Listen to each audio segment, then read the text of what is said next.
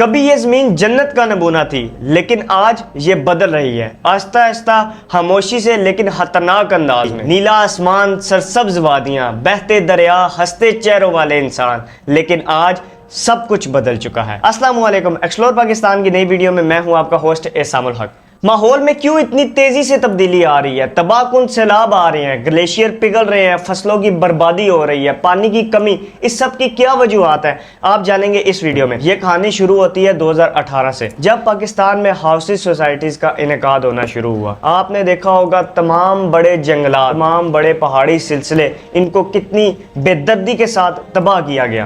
سب سے بڑی وجہ تھی درخت نہ لگانا اور تیزی کے ساتھ ان کا کٹاؤ کرنا۔ اور اس کے بعد آپ نے موسم کی تبدیلی دیکھی کہ کیسے پاکستان کو سیلابوں نے گھیر لیا، پانی کی کمی ہو گئی، اور پچھلے لگاتار 3 سال سے گندم میں آپ نے دیکھا ہوگا کتنی کمی پیش آئی ہے۔ فصلوں کی بربادی اس کا سب سے بڑا سبب بن رہا ہے۔ اس کے علاوہ بڑی وجہ فیکٹریاں، گاڑیوں کا دھواں، گرین ہاؤس ایفیکٹس۔ صرف پاکستان ہی ماحولیاتی تبدیلی سے متاثر نہیں ہوا، آپ دیکھیں گے پوری دنیا میں ایسے واقعات رونما ہو رہے ہیں، جیسا کہ جنگلات میں آگ آسٹریلیا میں لگی، اس کے بعد امریکہ میں لگی، پاکستان میں بھی کئی جگہ پہ جنگلات میں آگ لگی۔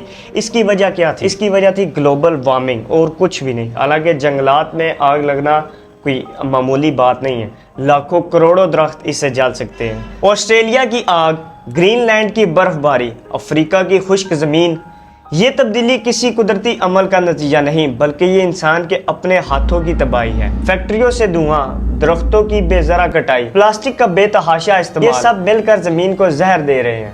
اس کو میں نے، آپ نے یا کسی ایک ملک نے صحیح نہیں کرنا۔ پوری دنیا کو چاہیے کہ زیادہ سے زیادہ درخت لگائے اور موسمی تبدیلی کے بارے میں سوچے کہ ایسا کیا ہو رہا ہے، ہمارے عمل کیوں ایسے خراب ہو رہے ہیں کہ موسم اتنا تیزی سے تبدیل ہو رہا ہے۔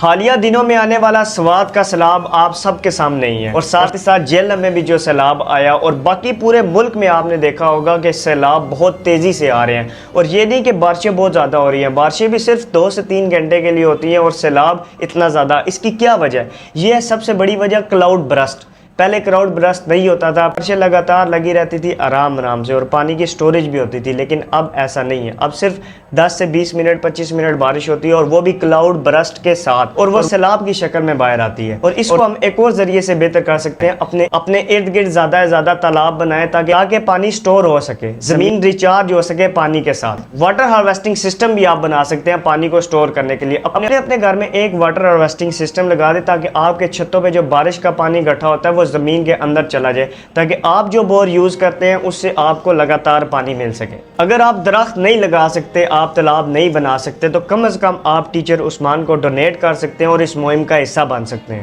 زمین ہے تیری ماں، اس کی فریاد سن، نہ کاٹ شجر نہ جلا یہ چمن، یہ نیلا گنگن یہ بہتی ہوائیں، تجھے دے رہی ہیں سبھی دعائیں۔